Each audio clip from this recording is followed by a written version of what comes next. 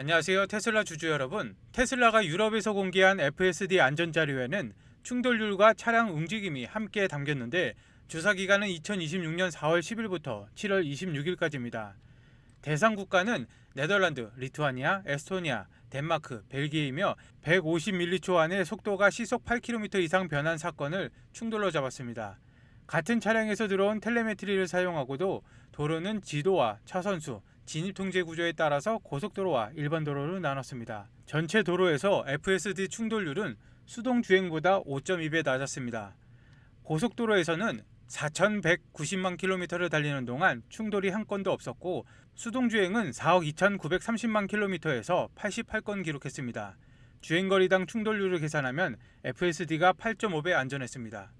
일반 도로에서는 FSD는 2,380만 킬로미터를 달리면서 6건의 충돌을 기록했고 수동주행은 5억 1,450만 킬로미터에서 368건이었습니다.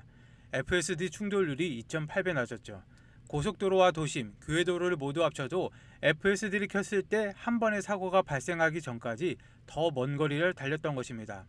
충돌 횟수가 100만 킬로미터당으로 바꾸면 차이가 더 쉽게 보이는데 고속도로 수동주행은 100만 킬로미터당 약 0.025건이었고 FSD는 0건이었습니다. 규제기관과 보험사, 기업 플릿 고객은 이런 거리당 사고율 시스템을 비교할 수가 있는 것이죠. 차량의 조작 횟수도 줄었습니다. 자동차 긴급제동은 13.4배, 급가속은 9.2배 적었습니다. 급제동은 7.1배, 급격한 회피조항은 7.6배가 감소했죠.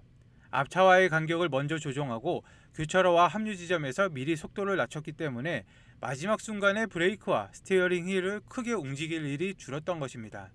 이 수치는 로보택시 운영비와도 바로 이어집니다. 승객은 목적지에 도착하는 것만큼 멀미와 불안감이 적은 차량을 다시 부릅니다. 부드러운 가속과 제동은 타이어와 브레이크 마모를 낮추고 정비로 빠지는 시간도 줄여줍니다. 같은 플릿이 하루에 더 많은 호출을 처리하면 차량 한 대에서 나오는 매출은 커지게 되는 것이죠. 유럽 현지 실제 주행 기록은 FSD 판매에도 쓰입니다. 고속도로 무충돌 4,190만 킬로미터와 전체 충돌률 5.2배 감소는 소비자가 바로 이해할 수 있는 숫자죠. 승인 국가가 늘면 서로 다른 차선과 구조, 날씨, 운전 습관이 학습 데이터에 추가가 됩니다. 다음 소프트웨어에서는 기존 차량에서도 무선으로 배포가 되는 것이죠. 안전 데이터가 좋아질수록 FSD 구독의 판매 근거도 강해집니다. 충돌과 급조작이 줄면 기존 이용자가 구독을 유지할 이유가 생기고 더 많은 차량이 실제 주행 영상을 테슬라에게 보냅니다. 테슬라는 이 데이터를 다음 FSD 버전 학습과 검증에 사용하는 것이죠. 그런데 구독자가 들수록 데이터 센터가 처리해야 할 영상도 폭증합니다. AI 서버렉 한 대의 전력 사용량이 1메가와트가 넘기 시작하면 칩 성능만 높여서는 해결되지 않습니다. 그래서 잠시 뒤에는 기존의 54V 전력 구조가 왜 한계에 부딪히고 엔비디아와 관련 업체들이 800V DC로 넘어가는지 이어서 보겠습니다.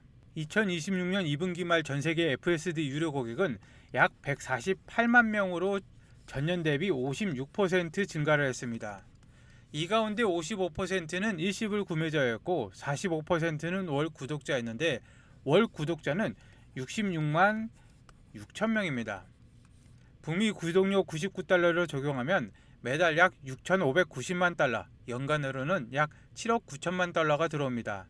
아직 북미의 월 구독 매출만 계산한 수치인데 구독자가 10만 명이 추가될 때마다 월 매출은 990만 달러, 연 매출은 1억 1,880만 달러씩 더해지는 것이죠. 월 구독자가 100만 명이면 연 환산 매출은 11억 8,800만 달러, 하나로 약 1조 7,299억이 되는 것입니다. 북미에서는 2분기 신차 인도량의 55% 이상이 FSD 구독을 포함한 상태로 고객에게 전달이 되었고 신차 2대 가운데 1대 이상이 인도 첫날부터 소프트웨어 매출을 만들기 시작한 것입니다. 월가는 이런 사업에 높은 가치를 부여합니다. 자동차 판매는 인도량과 가격 할인에 따라서 분기마다 흔들리지만 구독료는 기존 고객이 해지하지 않는 한 다음 달에도 다시 들어옵니다. 테슬라는 차량 한 번 판매한 뒤에도 FSD 사용 기간 동안 매달 99달러를 받을 수 있습니다. 자동차 판매 가격으로 끝나던 고객 한 명의 매출에 소프트웨어 수익이 계속 붙는 것이죠. 과거에 출고한 차량도 무선 업데이트와 무료 체험을 거쳐 새로운 유료 고객이 될 수가 있습니다. 테슬라가 새 자동차를 생산하지 않아도 이미 도로에 깔린 차량에서 구독자가 추가가 될 수 있다는 얘기입니다. 다만 이 매출을 키우려면 더 많은 주행 영상을 학습시킬 AI 데이터 센터가 필요합니다. 여기에 전력 문제가 등장을 하는데 기존의 54V 구조로 1메가와트를 공급하려면 구리버스바의 무게가 최대 200kg을 넘을 수가 있습니다. 하지만 전압을 높이면 같은 전력을 더 가는 전선과 적은 구리로 보낼 수가 있는 것이죠. 그리고 북미에서 확인된 55% 구독률이 유럽과 아시아까지 퍼지면 연간 8억 달러인 월 구독 매출은 수십억 달러로 커질 수가 있습니다. 이후 로보택시 소프트웨어 매출까지 더해지면 테슬라는 자동차 회사 가운데 가장 큰 소프트웨어 구독 기반을 보유하게 되는 것이죠. 일론 머스크는 테라펩의 최종 부지를 곧 발표하겠다고 했습니다. 테라펩은 테슬라와 스페이스X, xAI가 사용할 로직 칩과 메모리, 첨단 패키징을 한 곳에서 생산하는 초대형 반도체 공장입니다. 목표 생산 능력은 연간 1테라와트 이상의 AI 컴퓨터인데 테슬라는 FSD와 사이버캡, 옵티머스형 추론칩을 공급받고 스페이스X와 xAI는 대형 학습 시스템과 우주 컴퓨팅에 필요한 반도체를 확보합니다. 세 회사의 수요를 한 공장에 모으면 제품별 연산량과 전력 소비에 맞춰서 칩을 설계할 수 있는 것이죠. 하지만 여기에서 놓치기 쉬운 부분이 있습니다. 테라펩이 AI 칩을 생산해도 데이터 센터 렉에 들어온 전기를 칩이 사용하는 전압으로 낮추는 과정이 남아 있습니다. 잠시 뒤 설명할 내용은 800V의 전압을 6V로 한 번에 낮추는 20kW 전력 모듈과 97.5% 효율 목표가 나오는 것인데 테라펩은 기가 텍사스 안에 넣을 수 없을 만큼 큰 시설로 구상이 되었습니다. 공개된 계획에는 약 1천만 제곱피트인 기가 텍사스의 최대 10배에 해당하는 1억 제곱피트 규모가 제시가 됐죠. 생산동과 클린룸, 용수시설, 송전설비, 첨단 패키징 라인을 함께 지어야 하므로 부지 선정은 착공 시점과 생산량을 결정합니다. 인텔도 테라펩 파트너로 참여를 했습니다. 인텔은 고성능 반도체의 설계와 웨이퍼 제조, 패키징 경험을 제공하고 테슬라는 AI5와 AI6의 요구사항을 정하고 인텔은 공정 선택과 생산 안정화를 지원합니다. 테라펩의 1테라와트의 목표는 칩 개수가 아니라 공장에서 생산하는 총 연산 능력을 기준으로 잡은 수치인데 FSD용 AI5와 차세대 AI6, 옵티머스 추론칩, xAI의 학습용 프로세서, 스페이스X 반도체 같은 제조 기반을 사용합니다. 칩 사양을 차량과 로봇에 맞춰 정하면 필요한 전력 소비와 메모리 대역폭도 함께 설계할 수가 있는데 수백만 대의 옵티머스와 로보택시를 생산하려면 외부 공급사의 남는 물량만 기다려서는 부족합니다. 그래서 테슬라는 반도체 공장과 AI 데이터 센터를 가동할 전력도 미리 확보하고 있는데 테슬라는 애리조나와 텍사스에서 두 건의 장기 전력 구매 계약을 체결했습니다. 공장과 컴퓨팅 시설이 사용할 전력량을 여러 해 전에 묶어서 증설 일정과 비용을 계산할 수가 있게 되었습니다. 애리조나에서는 테슬라가 KKR이 지원하는 콘투어 글로벌과 계약을 했는데 테슬라는 스털링 태양광 배터리 프로젝트에서 매년 1테라와트시의 전력을 구매합니다. 스털링은 태양광 509메가와트 피크, 교류 기준은 450메가와트 규모이며 360메가와트, 1.4기가와트시 배터리가 함께 설치가 됩니다. 이 배터리는 최대 출력으로 약 4시간 동안 전력을 공급할 수가 있죠.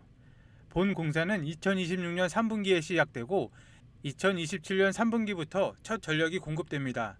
전체 상업운전 목표는 2028년 1분기인데 연간 발전량 1.1테라와트시 가운데 약 1테라와트시를 테슬라가 가져갑니다. 텍사스에서는 젤레스트라가 건설할 루멘팝에 140메가와트 교류 발전량 전체를 구매합니다. 공사는 2027년에 시작되고 상업운전은 2029년으로 예정이 되어 있죠. 발전소에서 전기를 확보하는 것이 첫 번째 단계라면 데이터 센터 안에서 전력 손실을 줄이는 것이 두 번째 단계입니다. AI 렉이 1메가와트를 넘어서면 기존 실리콘 부품만으로 효율과 크기를 맞추기가 어려워지는데 그래서 GAN과 SiC 전력 반도체가 함께 사용이 됩니다. 두 계약은 전력량과 공급 일정을 함께 묶었는데 스털링은 2027년부터 전력을 보내고 루멘팝은 2029년에 합류합니다. 테라펩 건설과 옵티머스 생산 확대 시기에 맞춰서 공급 전력도 순서대로 추가가 되는 것이죠. 이제 남은 문제는 확보한 전기를 AI 렉과 칩에 얼마나 효율적으로 전달하느냐인데 현재 54V 구조의 구리 문제부터 800V의 DC 전환, GAN과 SiC의 20kW 모듈, 250kW 시험까지 이어집니다. 미국 생산은 2026년 하반기를 목표로 잡았고 테라펩과 두 건의 전력 계약이 왜 같은 시기에 등장했는지도 이 전력 변환 구조를 보면 이해할 수가 있는 것이죠. 테슬라가 확보한 전력이 데이터 센터 안에서 어떻게 바뀌고 어떤 부품이 AI에게 병목을 풀게 될지 바로 이어서 보시겠습니다. 테슬라를 아직 자동차 회사로만 보신다면 다음 돈의 흐름을 놓칠 수가 있습니다. 옵티머스와 메가팩, AI 데이터 센터가 커질수록 공통으로 중요해지는 부품이 하나 있습니다. 2026년 IEA 최신 보고서를 보시죠. 2025년 전세계 데이터 센터의 전력 사용량은 1년 만에 17%가 늘었고 AI 중심 데이터 센터는 무려 50%나 폭증을 했습니다. GPU를 더 꽂는 것만으로는 해결되지 않는 문제인데 전기를 렉 안까지 얼마나 작고 빠르고 효율적으로 넣느냐가 다음 경쟁이 되었습니다. 엔비디아가 공개한 자료는 더 직접적입니다. 다음 세대의 AI 렉은 1메가와트 이상을 요구하는 것이죠. 기존 54V 구조를 그대로 쓰면 한 렉의 구리만 최대 200kg, 전력 선반은 최대 64렉 유닛을 필요합니다. 계산 장비를 넣어야 할 공간이 전원 장치로 차버리는 것이죠. 그래서 엔비디아는 2027년부터 데이터 센터의 전력 구조를 800V 직류로 바꾸겠다고 했습니다. 그런데 800V를 GPU가 쓰는 낮은 전압까지 내리려면 전기를 덜 버리고 더 빠르게 바꾸는 반도체가 필요합니다.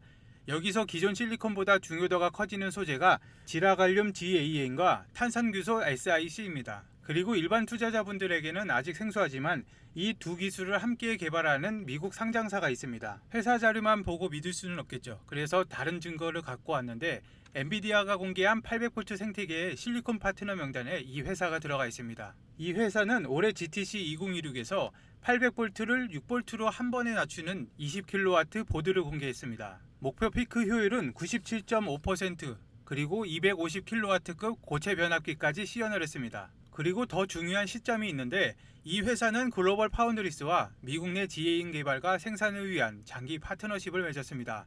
목표 생산 시점은 2026년 후반입니다. 엔비디아의 2027년 800V 본격 전환보다 앞서 양산 기반을 맞추겠다는 일정입니다. 기술 발표가 실제 납품으로 넘어가는지 확인할 구간이 바로 지금부터인 이유입니다. 현재 이 종목은 52주 고점에서 크게 내려왔고 결국 확인해야 할 건 세 가지입니다. 미국의 양산 일정, 그리고 800V 고객 인증, 그리고 고전력 부분의 매출 전환입니다. 그리고 이 종목 신청하는 방법은 간단합니다. 영상 하단에 더보기란을 누르시면 링크가 나오는데 링크를 클릭하시면 화면에 보이는 구글 폼이 나올 겁니다. 필요한 자료 체크하시고 전화번호와 함께 제출하기만 눌러주시면 끝이죠. 100% 제가 무료로 제공을 해드리는 건데 일절 금전 요구는 없습니다. 대신 좋아요만 눌러주시면 감사하겠습니다. 테슬라는 그대로 가져가면서 추가 수익으로 낼 수 있는 유망한 종목이니 한번 자료를 보시고 매수 여부 판단하시는 걸 강력하게 권해드립니다. 오늘 영상 끝까지 봐주셔서 감사합니다.